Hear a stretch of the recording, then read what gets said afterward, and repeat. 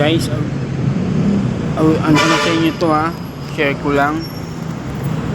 Sana huwag naman tayong ganito sa mga alaga natin, guys.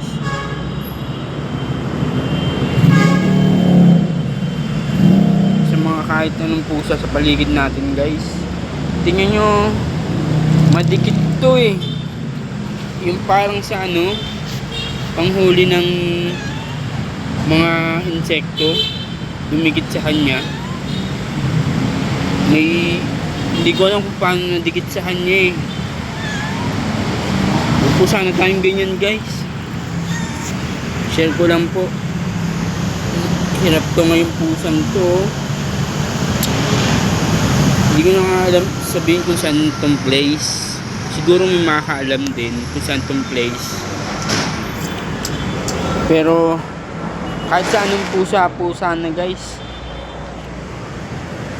hindi po maganda yan, oh. Didilaan nila yan kung paano sila maglinis sa sarili nila, diba? Sige po, guys, share ko lang, nakakalungkot lang.